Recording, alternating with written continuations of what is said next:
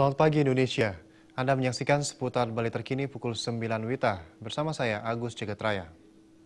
Volume sampah di Kota Denpasar pasca Hari Raya Galungan dan Idul Fitri mengalami peningkatan sebesar 65% dibandingkan hari biasanya yang mencapai 3.000 meter kubik. Angka hampir menyamai volume sampah 6 bulan lalu. Sudah bisa dipastikan pasca Hari Raya volume sampah di Kota Denpasar akan mengalami peningkatan. Terlebih kali ini, Hari Raya Galungan diikuti Hari Raya Idul Fitri. Berdasarkan data yang diperoleh dari Dinas Kebersihan dan Pertamanan Kota Denpasar, volume sampah di Kota Denpasar pasca Hari Raya meningkat 65% jika dibandingkan hari biasa yang mencapai 3.000 meter kubik. Peningkatan volume sampah bahkan sudah terlihat sebelum Hari Raya Galungan, tepatnya sejak Rainan Sugian Bali dan Sugian Jawa. Tumpukan sampah hampir di seluruh ruas jalan di Kota Denpasar. Misalnya di Jalan Imam Bonjol, pada hari biasa Dinas Kebersihan dan Pertamanan Denpasar hanya mengangkut sampah dengan volume setara 10 truk. Namun pada hari raya volume meningkat menjadi 25 truk. Hal serupa juga terjadi Jalan Nangka pada hari biasa sampah di keseluruhan yang diangkut sekitar 4 truk, namun pasca hari raya sampah harus diangkut 10 truk.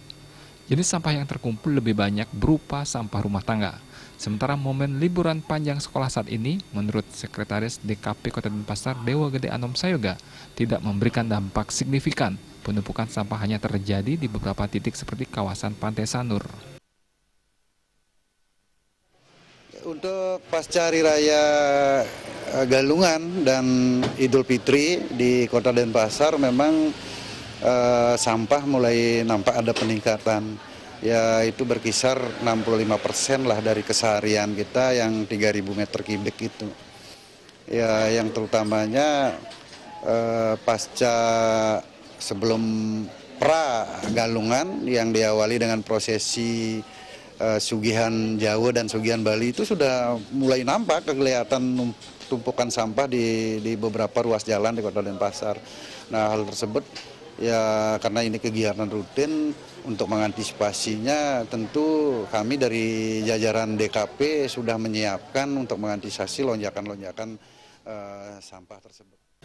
Jenny dan Agus Sudiatmika, Bali TV. Pemirsa, demikian seputar Bali terkini kali ini. Nantikan informasi menarik kami lainnya dalam seputar Bali terkini 1 jam mendatang. Salam Indonesia.